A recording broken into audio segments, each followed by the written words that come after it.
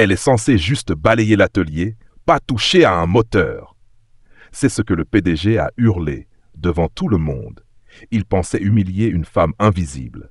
Ce qu'il ne savait pas, c'est qu'il venait de réveiller un génie endormi.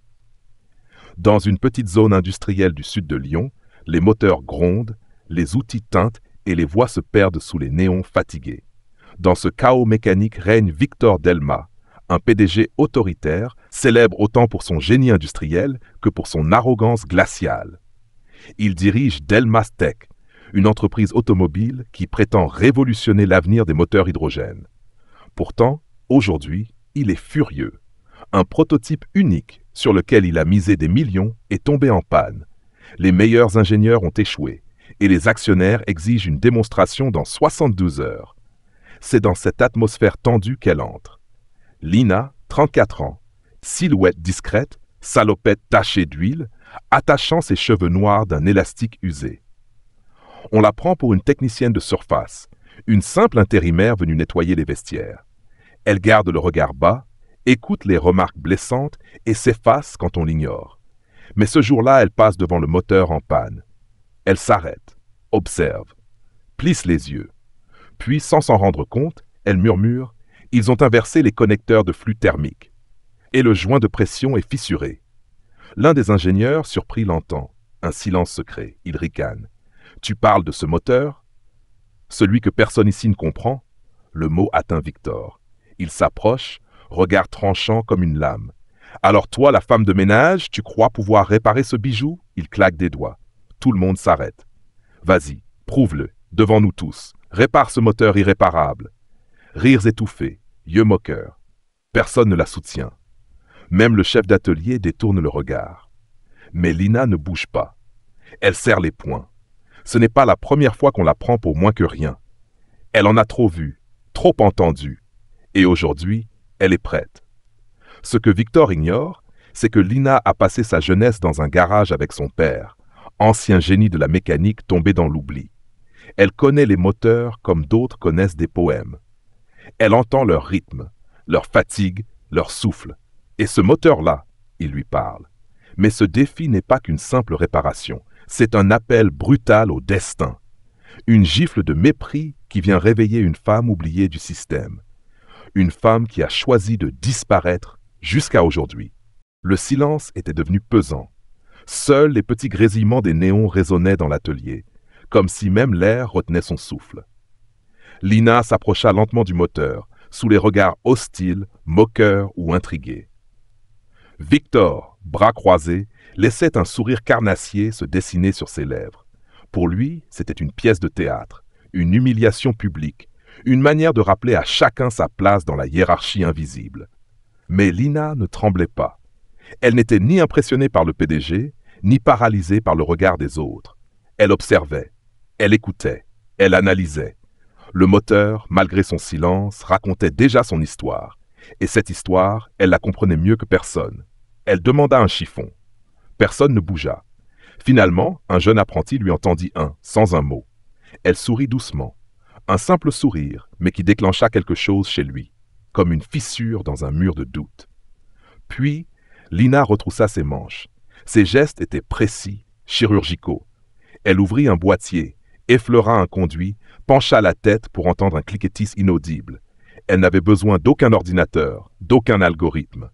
Elle avait cette science vivante, organique, transmise d'un père silencieux et génial qui ne parlait qu'à travers des engrenages.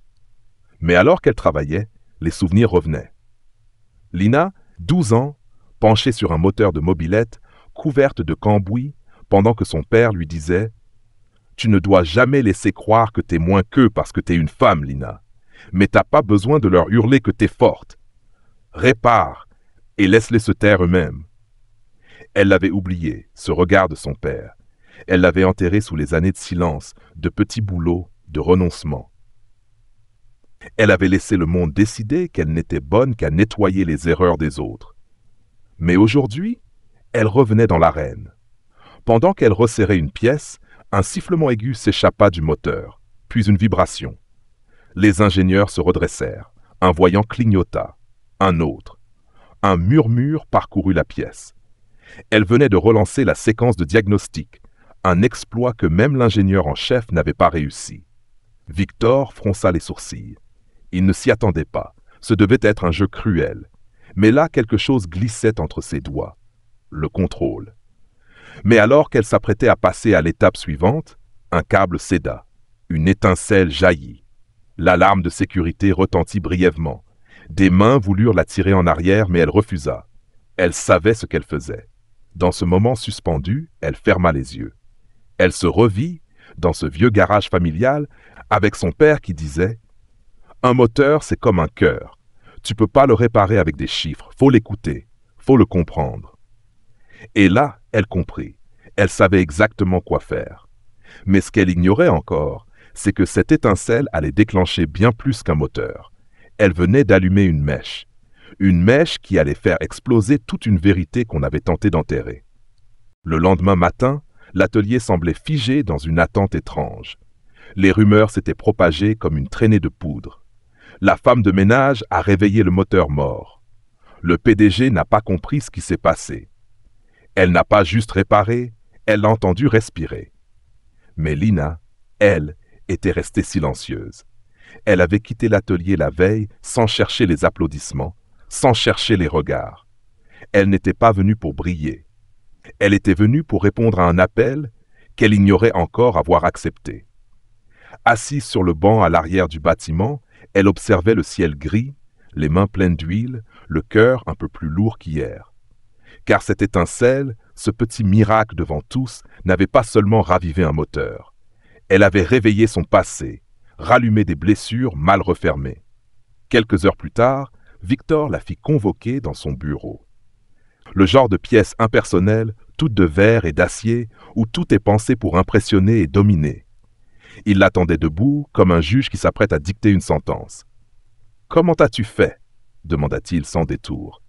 Elle répondit simplement sans arrogance. « Je l'ai écouté. Vous le forcez. » Victor haussa les sourcils. Une pique, une vérité? Il n'arrivait pas à la lire, et c'était ce qui l'agaçait. « Tu as une formation? Diplôme? » École d'ingénieur. Lina baissa les yeux. Non, rien de tout ça. Juste des années de garage, de silence, de solitude, de génie transmis dans les gestes, pas dans les titres. Elle savait déjà que cette société ne valorisait pas ceux qui n'avaient pas les bons papiers. Elle le savait depuis longtemps. Victor fit quelques pas. Il la jaugeait, la testait. « Je te donne une chance. 3 jours. Tu travailles sur ce moteur, seul. Si tu réussis à le stabiliser entièrement, je t'intègre dans l'équipe R&D. Sinon, il la fixa droit dans les yeux. Tu disparais, et personne ne parlera plus de cette histoire. » Un silence, puis un simple hochement de tête de Lina. Pas pour le défi, mais parce qu'elle n'avait plus le droit d'échouer. Plus maintenant, pas après avoir tenu ce moteur entre ses mains, pas après avoir vu le respect furtif dans les yeux de l'apprenti, pas après avoir ressenti ce que cela faisait de retrouver sa place. Elle retourna dans l'atelier. Le moteur l'attendait, ouvert, fragile, comme un corps sur une table d'opération. Elle se mit au travail. Mais cette fois, ce n'était plus seulement la mécanique qu'elle affrontait. Les autres techniciens l'espionnaient du coin de l'œil. Certains l'ignoraient. D'autres la méprisaient. Et puis il y avait cet homme, l'ingénieur senior. Lui ne riait pas. Il observait avec un mélange de curiosité et d'inquiétude. À la pause, il l'approcha. « Tu travailles comme quelqu'un qui a quelque chose à prouver. »« J'ai tout à prouver, » répondit-elle, « et à personne en même temps. » Rémi resta silencieux, puis il ajouta presque à contre-cœur. « Ce moteur, je l'ai conçu, mais quelque chose m'échappe. Je n'arrive pas à le comprendre. Et toi, tu fais ce que personne ici ne fait. Tu l'écoutes. » Lina ne répondit pas. Elle reprit son travail. Mais à cet instant précis, elle comprit quelque chose d'essentiel. Elle n'était plus seule. Une fissure venait d'apparaître dans le mur du mépris. Et parfois, il suffit d'une fissure pour que la lumière entre. Ce qu'elle ne savait pas encore, c'est que dans l'ombre, une vérité enfouie depuis des années commençait à remonter. Quelque chose que Victor voulait à tout prix cacher. Quelque chose qui liait le passé de Lina à l'origine même de cette entreprise.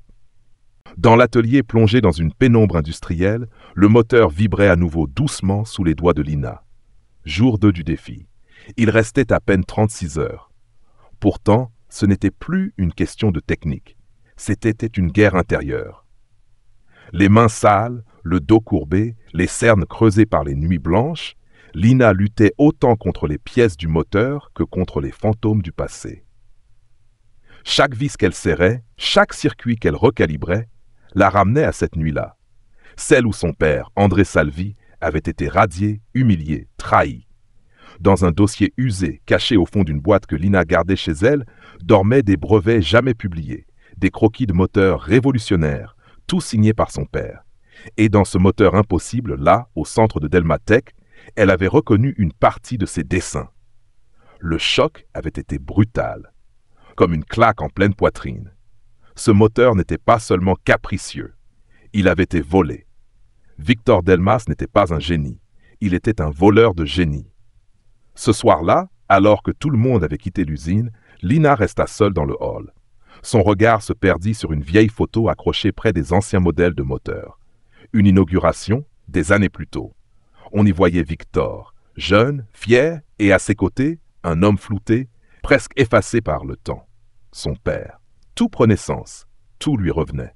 Le soir où il avait quitté le garage en hurlant, le regard blessé qu'il avait porté au monde depuis. Le jour où il avait arrêté de créer, c'était l'œuvre d'un homme qu'on avait effacé volontairement. La rage monta, pas une rage qui détruit, non. Une rage froide, propre, limpide, celle qui pousse à faire justice sans hurler. Lina comprit alors que son défi dépassait un simple moteur. Elle n'était pas là pour prouver sa valeur à Victor. Elle était là pour rétablir une vérité volée, pour faire vivre ce que son père avait dû enterrer. Elle retourna au moteur, plus déterminée que jamais. Cette nuit-là, Rémi la rejoignit en silence. Il avait vu les dessins, elle les lui avait montrés. Lui aussi comprit. Il ne dit rien. Il resta simplement là, à ses côtés, comme un témoin qui choisit enfin son camp. « Tu crois que tu peux finir ?» demanda-t-il à voix basse. « Je vais faire mieux que ça, » répondit-elle sans le regarder. « Je vais faire parler ce moteur. Il va crier la vérité. » À l'aube, une chose incroyable se produisit. Le moteur se mit à tourner. Stable, parfaitement. Le premier de son genre, ce que tous avaient jugé impossible, venait d'être accompli. Mais Lina ne sourit pas. Elle ne leva pas les bras. Elle n'avait pas encore gagné. Pas tant que la vérité ne serait pas connue. Car dans le bureau du PDG, Victor, lui, avait compris. Quelqu'un avait parlé. Il savait que le passé qu'il avait tenté d'effacer venait de ressurgir. Et s'il devait écraser Lina pour que le silence règne à nouveau, il n'hésiterait pas. La matinée s'ouvrit sous une lumière crue. L'atelier semblait étrangement calme, comme suspendu dans l'attente d'un orage. Lina venait de réussir l'impensable. Le moteur impossible tournait. Stable, silencieux, vivant. Mais ce n'était pas la victoire qu'elle attendait. Ce n'était qu'un murmure avant le choc. Car à l'étage, dans le bureau vitré surplombant l'usine, Victor Delmas serrait les mâchoires. Face à lui, un rapport confidentiel, un nom qu'il pensait effacé. André Salvi. Il l'avait reconnu. Il avait reconnu les schémas, les lignes, les subtilités du génie qu'il avait pillé autrefois, puis fait disparaître des registres. Et maintenant, la fille de ce fantôme venait de ressusciter ce qu'il avait bâti sur un mensonge. Victor savait ce qui l'attendait. Si quelqu'un révélait que le cœur de Delmatech n'était pas le fruit de son génie, mais celui d'un mécanicien oublié, c'est tout son empire qui s'écroulait. Alors il prit une décision froide, brutale, faire taire Lina, définitivement. Le même soir, elle fut convoquée, cette fois dans une salle de réunion déserte. Pas d'ingénieur, pas de technicien, juste Victor, 2 actionnaires silencieux et un contrat glissé sur la table. « Tu as du talent, dit-il presque mielleux. Je veux t'embaucher à plein temps, salaire triplé. Mais ce moteur reste ma propriété, et tout ce que tu as vu, tout ce que tu crois savoir, tu oublies. » Elle ne répondit pas. Ses yeux restaient ancrés dans les siens. Il continua plus dur. « Tu signes et tu entres dans l'élite. Tu refuses, tu disparais, comme ton père. » Un frisson parcourut sa colonne, pas de peur, de rage froide. Elle se leva, lentement, replia le contrat, le déchira en silence. Puis elle souffla simplement. « Je ne suis pas venue pour votre fauteuil, je suis venue pour qu'on se souvienne de lui. » Et elle partit. Ce qu'elle ne savait pas encore, c'est que Victor, furieux, avait déjà lancé une procédure interne. Le lendemain, elle fut interdite d'accès à l'atelier, badge désactivé. Motif officiel, incident de sécurité. Mais le vent avait déjà tourné. L'apprenti, Rémi et même 2 techniciens qu'elle avait impressionnés discrètement prirent sa défense. Ils parlèrent, puis d'autres. Puis Rémi, le plus inattendu, décida de faire fuiter les plans originaux du moteur, avec la signature du père de Lina aux médias spécialisés. Et alors, la vérité explosa. En moins de 24 heures, des journalistes débarquèrent. Un dossier complet sur André Salvi, l'homme oublié de la mécanique française, tourna sur les réseaux. Des photos, des interviews anciennes, des archives sorties des tiroirs. Et en fond, un nom apparaissait toujours à ses côtés. Victor Delma. Les réseaux s'enflammèrent. Génie effacé. Le PDG, voleur d'invention. Une femme restaure l'honneur de son père. Delma Steck tenta d'éteindre le feu. Trop tard. Victor, assiégé, tenta de nier. Mais les images, les croquis, les témoignages étaient là. Et surtout, le moteur. Il tournait, il prouvait tout. Et au cœur de cette tempête, Lina restait droite. Elle n'avait pas crié, elle n'avait pas frappé, elle avait réparé. Mais une dernière chose restait à faire. Car cette histoire, ce combat, ce moteur, tout cela n'était pas terminé. Pas tant qu'elle n'aurait fait face à son passé une dernière fois. Elle devait retourner là où tout avait commencé. Là où son père, un jour, avait tout perdu. La pluie tombait fine, obstinée, sur les toits de tôle du vieux quartier ouvrier. Les flaques reflétaient les néons du garage abandonné. Lina marchait seule, son sac à l'épaule, le cœur en feu, mais le pas calme. Elle était retournée là où tout avait commencé, là où son père, jadis, avait construit des moteurs avec une tendresse qu'aucun manuel ne pouvait enseigner. Le garage Salvi. Tout était resté figé dans la poussière, l'établi en bois rongé par le temps. Les pots de vis, d'huile, d'espoir. Et dans un coin, un vieux classeur, couvert d'étiquettes déchirées. Elle s'agenouilla, l'ouvrit. Les pages portaient l'odeur de sa jeunesse, la trace de mains calleuses, de nuits passées à rêver d'un monde qui écouterait enfin les silencieux. Elle pleura. Pour la première fois depuis le début, pas pour la trahison, pas pour l'humiliation, mais pour cet amour qu'elle avait mis de côté, celui d'un père qui avait tout sacrifié pour créer, et qui n'avait reçu que le mépris en retour. Au fond du classeur, elle découvrit une lettre, jamais ouverte, une enveloppe jaunie. Elle reconnut l'écriture tremblante. Pour Lina, quand tu seras prête, elle la décacheta et lut.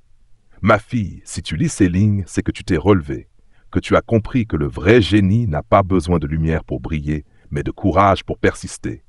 Ils ont pris mes idées, mais ils ne pourront jamais prendre ce que j'ai mis en toi. Cette capacité à entendre ce que les autres forcent, à réparer ce que les autres jettent, à croire quand tout semble mort. Tu es mon moteur le plus précieux. N'oublie jamais qui tu es. Lina serra la lettre contre elle. C'était la clé. Pas une vengeance, pas une revanche, une transmission. Le lendemain, elle donna une conférence de presse improvisée, non pas pour humilier Victor. Il était déjà en chute libre, les actionnaires l'ayant suspendu, mais pour rendre un nom, celui d'un homme qu'on avait tenté d'effacer.